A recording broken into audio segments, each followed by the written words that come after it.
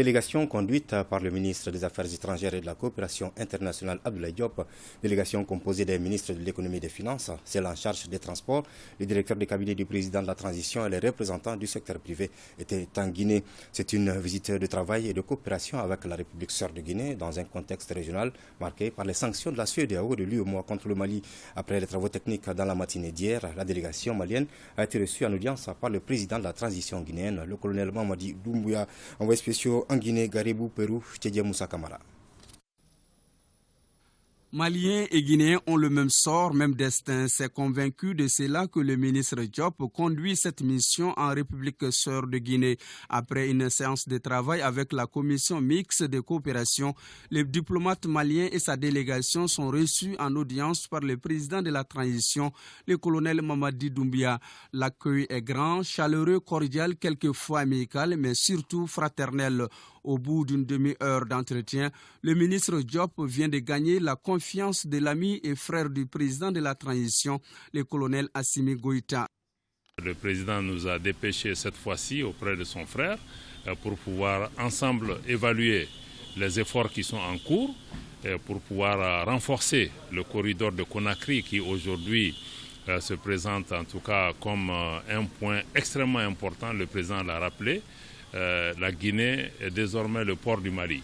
C'est vraiment l'accès du Mali à la mer et que la Guinée est ouverte pour pouvoir accorder toutes les facilités nécessaires au Mali. Les besoins urgents, notamment l'approvisionnement du Mali en produits pétroliers et en hydrocarbures, le colonel Mamadi Doumbouya appuie sur le bouton de la solidarité et instruit. Ne cherchez pas de procédure, tout ce qui engage le Mali engage aussi la Guinée. Les formes procédurales viendront plus tard. Allez vite et très vite, car le besoin est là selon ses propres termes. Nous sortons extrêmement réconfortés par rapport à la place que le président Doumbouya accorde au Mali, mais aussi par rapport aux mesures qu'il a décidé immédiatement de mettre en place pour pouvoir satisfaire le Mali. Assurer dans les semaines et les mois à venir un approvisionnement régulier du Mali en termes de produits pétroliers, gasoil et puis le jet A1 et d'autres éléments aussi.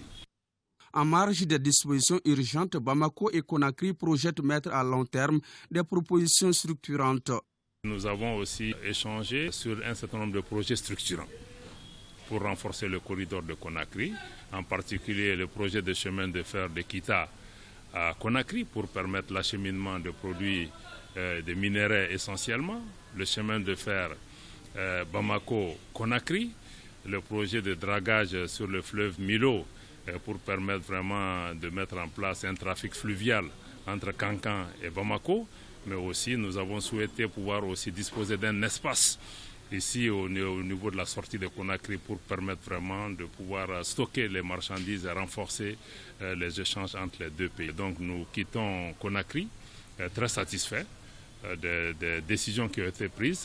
Dans la valise du diplomate se trouvent désormais les solutions techniques, pratiques et urgentes et des projets structurants à la hauteur des relations d'amitié, de fraternité et de coopération.